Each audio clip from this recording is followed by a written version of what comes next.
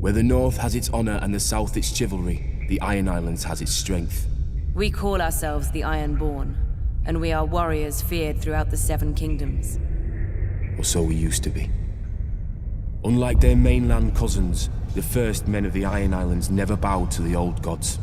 Theirs was the drowned god, who made the Ironborn to reave and sack and write their names in salt, steel, and song, that his enemy, the storm god, could not wash away.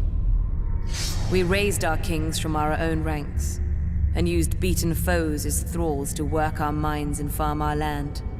Or as salt wives, if a woman was pretty enough. Such was the old way, and while we followed it, we held sway wherever the waves were heard. When Aegon came demanding fealty, King Harren the Black ruled as far east as the Trident.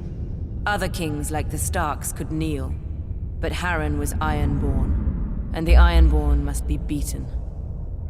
In Harrenhal, he had the mightiest castle in Westeros, and the army to defend it.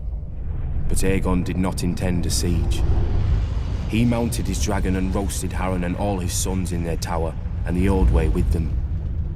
Because of Harren's defiance, Aegon pushed the Ironborn back to our islands and gave the Riverlands to the Tullys. But he did allow the Ironborn to choose who would lead them. House Greyjoy had always been one of the greatest houses of the Iron Islands. We trace our descent from the Age of Heroes and the legendary Grey King, who took a mermaid to wife and made war upon the Storm God for 1,000 years. Blessed by the Drowned God, the Grey King fought and slew Naga, the great sea dragon, and took her fire for his own. This history made our ancestor Vicon Greyjoy the natural choice to lead the Ironborn after Aegon's conquest. For 300 years, House Greyjoy ruled the Ironborn.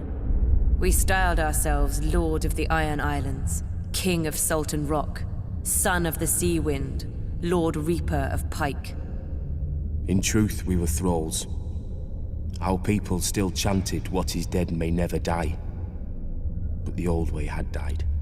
Until the Targaryens followed their dragons into the grave, and our Lord Father, Balon Greyjoy, rose against the new king, Robert Baratheon. He seized our ancient crown and sent our Iron Fleet against the Lannisters at Lannisport, burning all their ships before any could weigh anchor. Though Robert and Eddard Stark would later defeat him, they understood us no better than Aegon. The Greyjoy sigil is the Kraken. What it grasped once, it will never surrender.